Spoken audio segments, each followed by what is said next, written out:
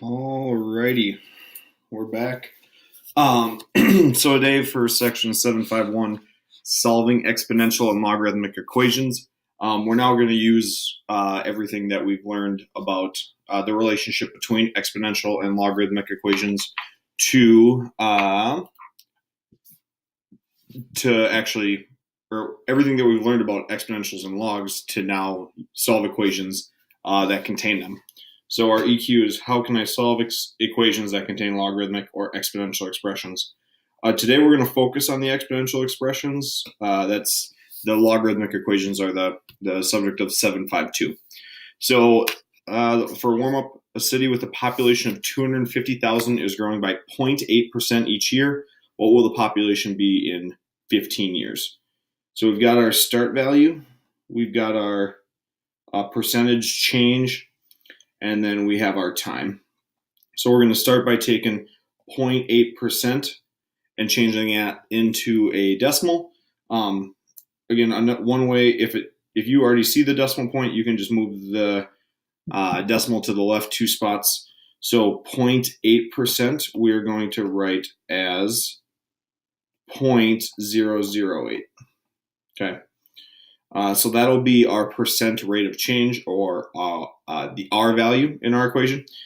So we have 250,000. This city is growing, so we're going to use the 1 plus R version of the equation. And then our exponent is going to be 15 because we're looking for the population in 15 years. I'm going to go ahead and just condense the growth rate or the growth factor into 1.008. And then we're going to, move to the calculator. Okay, so 250,000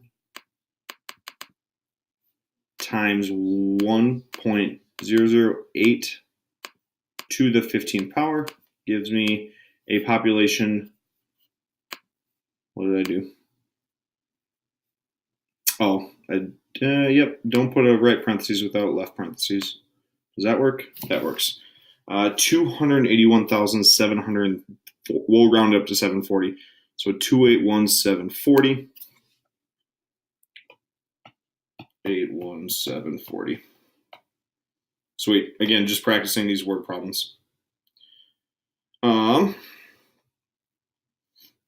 here's where we're going to get into some things today. What if the question was restated, same exact city, how long will it take the city to reach 500,000 citizens? Okay.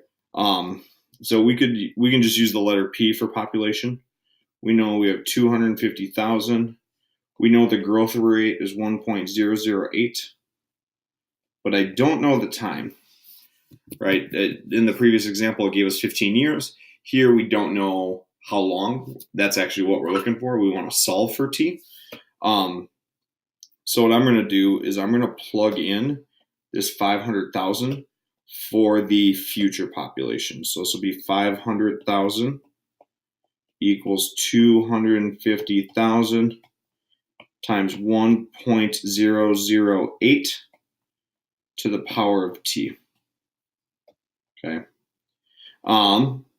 So now I want to solve for T, and in order to solve for the variable T, I need to isolate the growth factor because the growth factor contains the exponent of T there. So I'm going to divide to get rid of that 250,000 on both sides. So I'm going to divide by 250,000, divide by 250,000. On the left side, I get 2 if I divide those in the calculator. Then I have 1.008 to the power of T. Okay. Now, if we were to rewrite this equation in logarithmic form, okay, so just to kind of recap what we learned that log base 2 of 32 is equal to 5, and that comes from the fact that 2 to the 5th power is equal to 32. Okay, so we have base of the base of the exponent is the base of the log, and the answer on the other side, let's pick not red, the answer over on the other side is equal to the argument. So what that means is here my base is 1.008. Okay, my answer is 2. Okay. So that means I can write this as a logarithm and say log base 1.008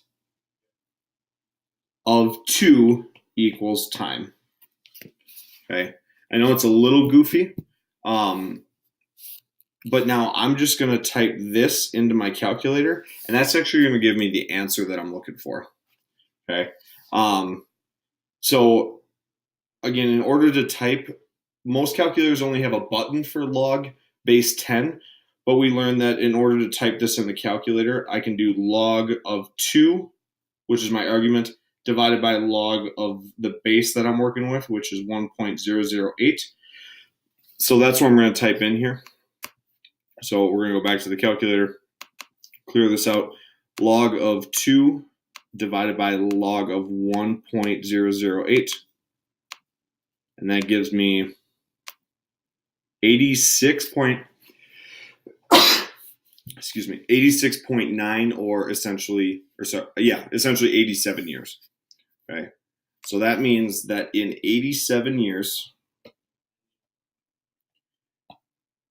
is how long it's going to take to for that population to basically to double from 250,000 to 500,000. Okay. So the difference here, again, just to kind of recap, is we knew the future population. What I was looking for was the time. And anytime you're looking for an exponent and you're not sure if you're trying to solve for an exponent, we're going to use logarithms. Okay. So this is one method of solving where you take the exponential equation and you rewrite it as a log. I'm going to show you another way to solve it that's the exact same result. It's just, it looks different. The mechanics look a little bit different there. Okay. So let's look at this. A vehicle depreciates in value by 5.2% per year. How long will it take for the vehicle to be worth half of what it started at? So what's tricky about this problem is I don't have a start value. And truth be told, it actually doesn't matter. It doesn't matter if you start with a $100,000 vehicle or a $1,000 vehicle. The answer is going to be the same, which is kind of interesting. So I'm just going to pick a nice round $20,000. This is my starting value of the car. Okay. And then I know it is depreciating, which means it's going down by 5.2% per year. 5.2%, we know if we move the decimal over, is 0.052. So that's going to go in the parentheses. I don't know the amount of time, okay, but we want to know how long does it take that vehicle to become, or to be worth half of what it started at. So we are going to put equals 10,000 on the other side here. Okay, and again, I just picked 20,000. You can choose whatever number you want, and you will get the same answer because my first step is to isolate this, the parentheses with the exponent. So I'm going to divide both sides by 20,000. And this is why it doesn't matter what starting value you pick. This fraction is going to be the same because I want to know when is the vehicle worth half of its original value. Okay, I am going to go ahead and clean this up. 1 minus 0.052 is 0.948, okay, raised to the t power. Now, just for the sake of ease, I'm going to actually change this 1/2 to 0.5, just so we're working with all decimals here. Okay. At this point in the previous problem, I rewrote it as a logarithm using the base and the argument. Another thing you can do, another way to solve this, and if you don't like this one as much, that's fine. What I'm going to do is I'm going to take the log of both sides of the equation, okay? And you can do that as long as you do it to both. What I mean by that is I'm going to write this as log of 0.5 equals log of 0.948 to the t, okay?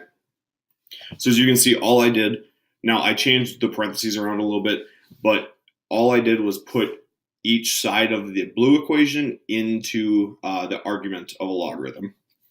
And what this allows me to do, if you remember one of our three log properties is that I can take an exponent. If I have an exponent in a logarithm, I can go ahead and bring that out front and write it as a coefficient. So what I can do is rewrite this as log of 0.5 equals t times log of 0.948. Okay. And then what I can do here, just solve for t, right? Now that t is out of, it's no longer an exponent. The variable I'm looking for is just a coefficient. I'm going to then divide both sides by the log of 0.948. And I know that seems a little weird, but we're going to divide by not just 0.948, but log of 0.948. Okay. So what happens here then is these bad boys cancel out, right? Those logarithms cancel out on the right side, and then the amount of time is just equal to this thing right here. Okay. So I'm going to again type in log of 0.5 divided by log of 0.948. Now, if you wanted to do the other method, you would get the exact same answer. You would end up typing in the same calculation. So however you want to think about going about it, the answer I get is 12.98, which means it's going to take approximately, this squiggly symbol is approximately 13 years to depreciate. Okay. So what we've done is we've taken, oh boy, that's a lot. I am going to try and see if this works. Probably not going to work. Okay. Nope. We're just going to deal with it. So we are solving an equation where I'm looking for the exponent and we're using logarithms to do it. Okay. So if you have to rewatch that, do whatever you got to do to go through it. We're going to look at a couple of examples that are just straight up, like here, solve this problem, that don't have any context. So if you identify x is in your exponent, I'm going to go ahead, I prefer the second method. I'm going to go ahead and write both sides as I'm going to take the log of both sides. Okay.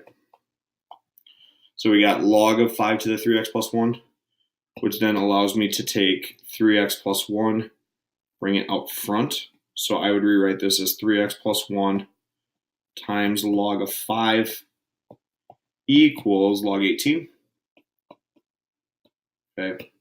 I'm going to move the log to the other side. Again, we can only combine logarithms together if they are being added or subtracted. So when I go ahead and divide both sides of this by log 5, okay, I can't divide.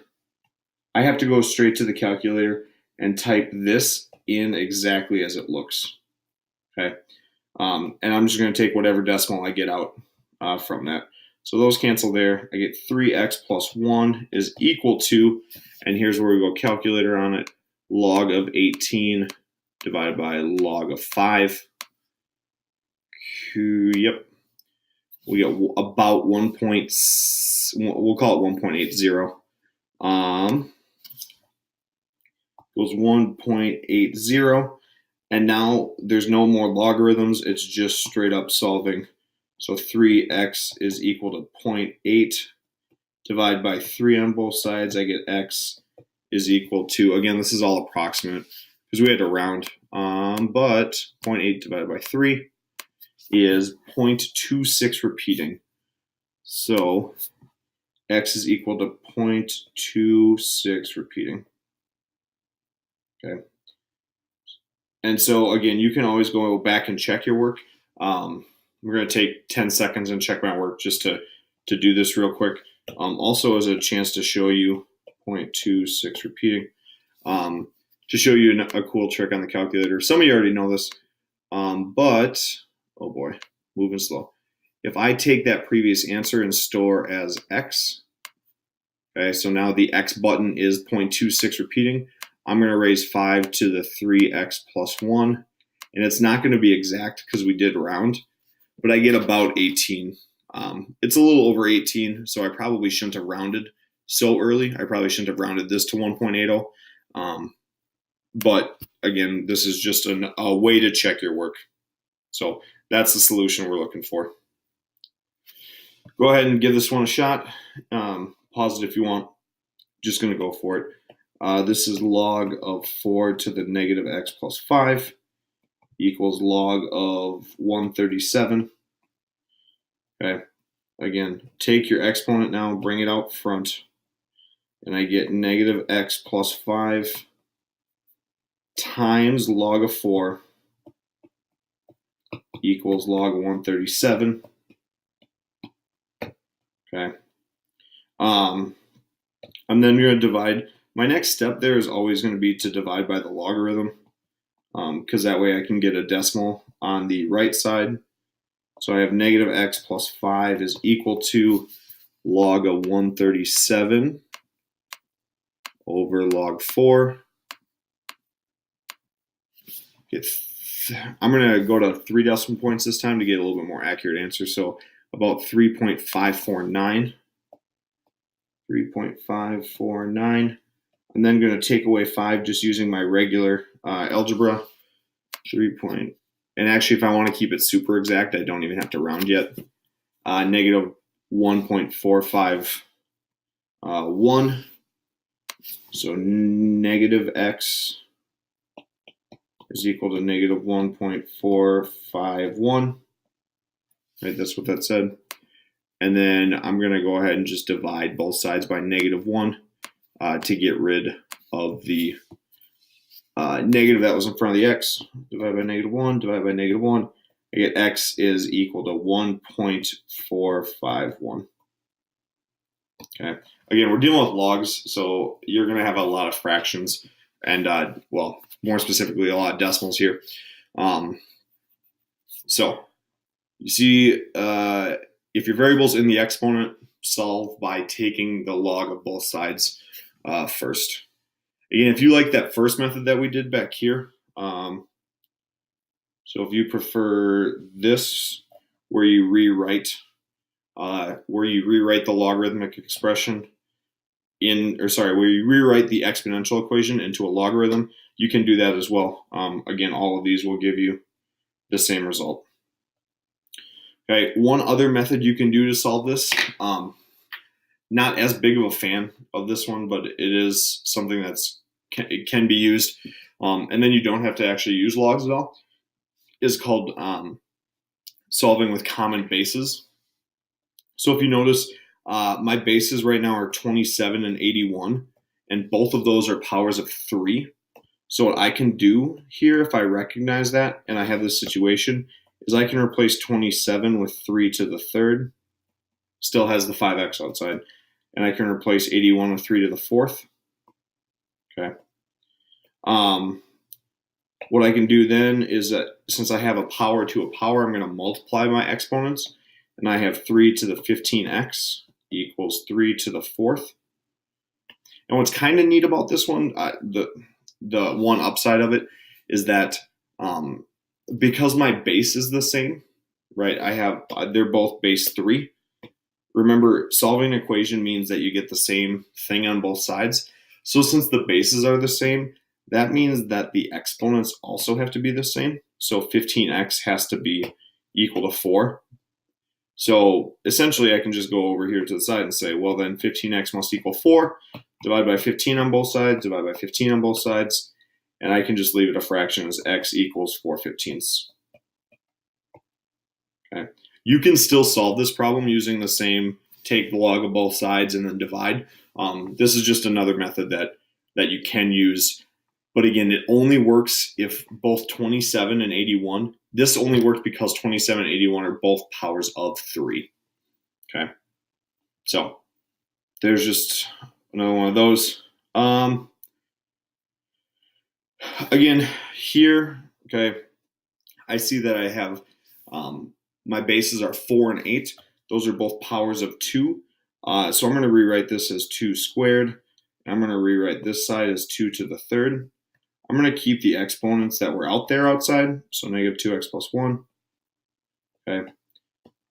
So now that I rewrote 4 is 2 squared and 8 is 2 cubed, I'm going to multiply power inside with power outside and power inside with power outside to get 2 to the negative 4x plus 2 equals 2 to the 3x plus 3, or sorry, 3x plus 9. And the way I'm getting that is because I'm essentially distributing. Okay, and I can distribute here because I know I'm multiplying the exponents together. So here, again, I'm just distributing that there.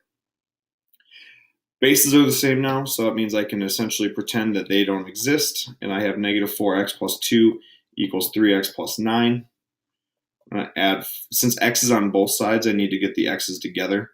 So I'm going to add 4x to both sides. That goes away. I get 2 equals 7x plus 9. Go ahead and take the 9 away from both sides. I get negative 7 equals 7x.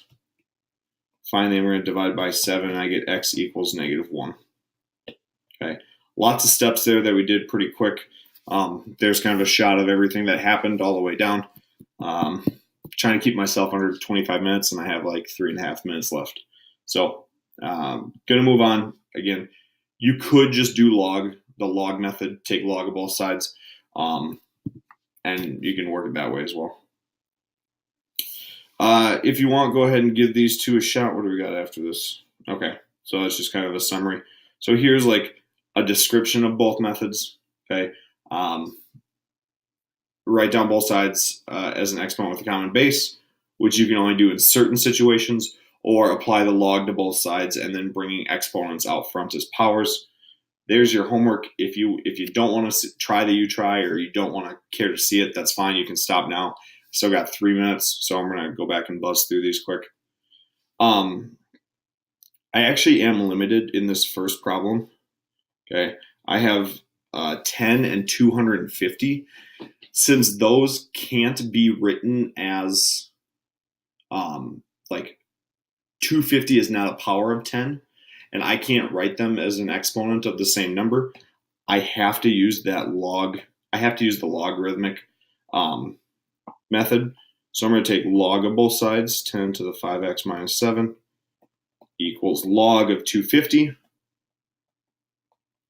Hopefully you're sticking around because I got a joke for the end of this. This would be great.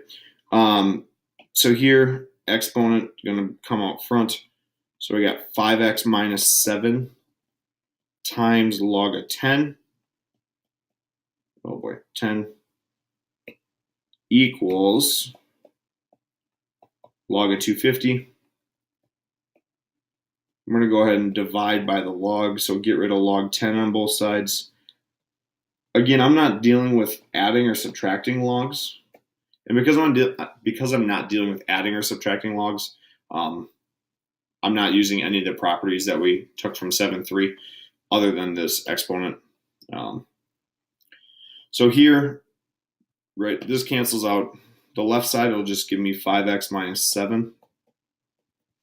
And then I have to do log of 250 over log 10. Now the nice thing is log of 10 I know is just 1 because it's 10 to the first power. We're going to do this just because, in case you're watching on mute. I get 2.398. Again, I'm going to kind of keep with 3 decimals because I like that it's a little bit more accurate. 2.398. Then I'm going to go ahead and just algebra this up. Add 7 to both sides. 5x equals 9.398. Divide by 5, divide by 5.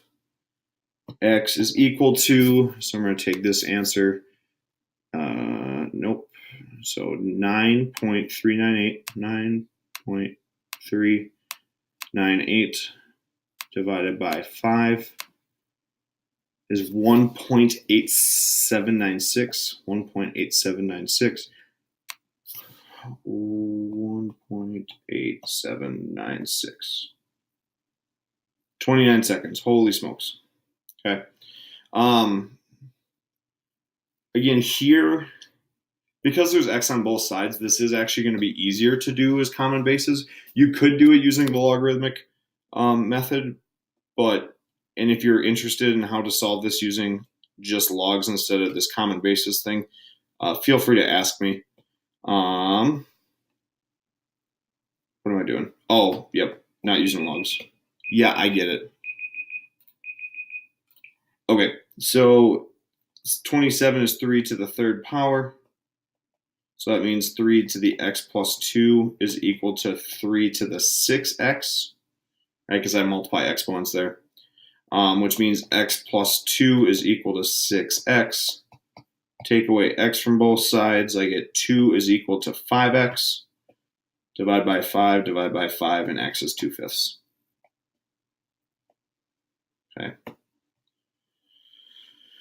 Okay, so that's kind of the rundown again. In parentheses here, I kind of put like when you should use each method or each option. Okay, homework is 7 to 21 odds, 31 and 49, and then I will leave you with a joke. I think it's pretty good. The joke is, why are coffee beans such bad parents? The reason is